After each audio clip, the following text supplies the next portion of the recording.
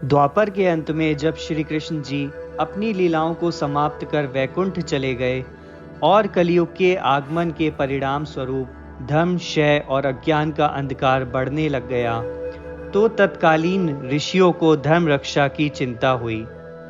उन्होंने नैमिषारण्य में अपने एक बृहद सम्मेलन का आयोजन किया। वहां देश देशांतर के समस्त ऋषि महर्षि उपस्थित हुए और संसार का कल्याण कलयुग के आ जाने पर कैसे हो, इस पर विचार विमर्श आरंभ किया।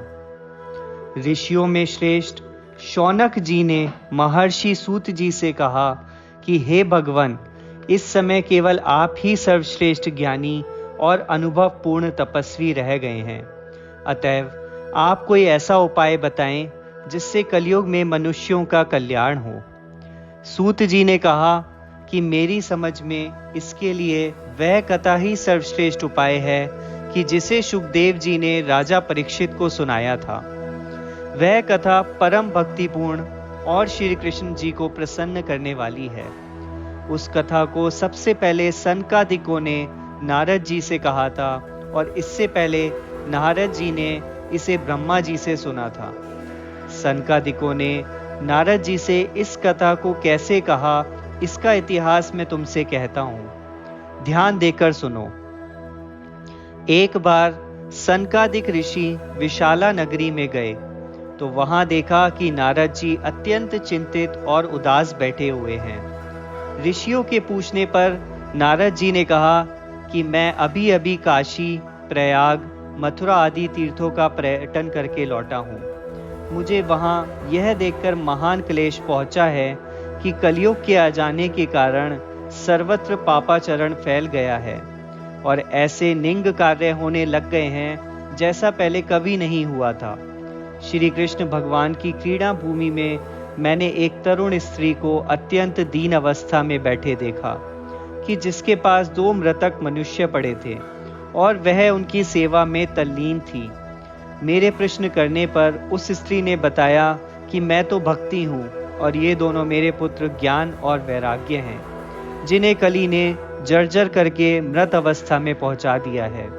मैं द्रविड़ देश में उत्पन्न हुई और कर्नाटक, महाराष्ट्र और गुजरात तक आते आते वृद्ध हो गई। यहाँ वृंदावन में आ जाने पर मैं तो पुनः तरुण अवस्था को प्राप्त हो गई, किंतु ये मेरे दोनों पुत्र ज्ञान वैराग्य मृतक हो रहे हैं। अतएव मैं यहाँ से दूर देश चले जाने का विचार करती हूँ। यह बात मेरे समझ में नहीं आई कि इस स्थान का यह विपरीत प्रभाव कैसे है कि मैं तो युवा हो गई और ये मेरे पुत्र युवा नहीं हुए। यदि इसका कारण आप कुछ जानते हो तो हमें बताइए। नारद जी ने कहा कि कली के कारण ज्ञान और वैराग्य लुप्त प्राय हो रहा है और केवल एक भक्ति ही मनुष्य के कल्याणप्रद मार्ग अब शेष रह गया है। यहाँ वृंदावन में भक्ति नाच रही है, अतएव तुम यहाँ आकर तरुण हो गई तो यह कोई आश्चर्य नहीं। भक्ति ने कहा कि राजा परीक्षित ने कलयुग को स्थापित कर अच्छा काम नहीं किया।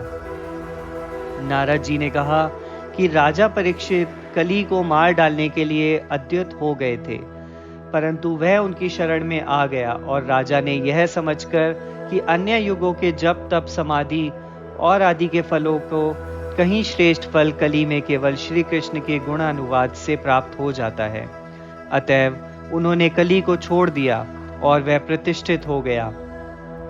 अब तो ज्ञान बीज के स्थान पर भूषा बोने के समान निष्फल हो गया, तीर्थों का फल भी चला गया।